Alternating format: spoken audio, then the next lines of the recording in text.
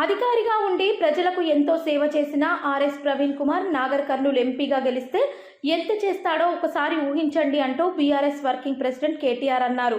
అలంపూర్ చౌరస్తాలో మంగళవారం జరిగిన బీఆర్ఎస్ ముఖ్య కార్యకర్తల సమావేశంలో ఆయన పాల్గొని ప్రసంగించారు.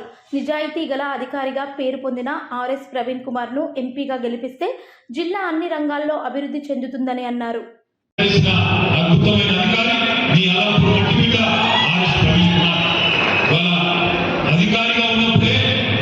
ఇంత మంచి పని చేయగలిగితే ప్రవీణ్ కుమార్ గారు రేపు మీరు పార్లమెంట్ సభ్యుడిగా గెలిపిస్తే ఎన్ని అద్భుతాలు వెలిగేంతగా చేస్తాడు మన కోసం, మన నాగర్ కర్నూలు పార్లమెంట్ కోసం ఒక్కసారి ఆలోచించమని దయచేసి ఇప్పుడే అన్న వెంకటరామరెడ్డి అన్నారు, అలంపూర్ అనేది మాకు ముఖ్యమైన కొన్ని పనులు మిగిలి ఉన్నాయి, అవి చేయాలా. అందులో ముఖ్యంగా ఈ రాయపూర్ రోడ్డు ఏదైతే ఉన్నదో దీన్ని జాతీయ రహదారిగా చేయాలన్న మాట వెంకటరామరెడ్డి చెప్తా ఉన్నారు. నేను ప్రవీణ్ గారిని కోరుతా ఉన్నా, సోదరుడు వెంకటరామరెడ్డి గారు విశేషమైన రాజకీయాల్లో విశేషమైన ప్రజాభిమానం కలిగిన నాయకుడు. అదేవిధంగా తమ్ముడు విజయ్ కూడా చక్కగా ఎమ్మెల్యేగా గెలిచి యువకుడుగా ఉత్సాహవంతులుగా ప్రజల్లో ఉన్న నాయకుడు.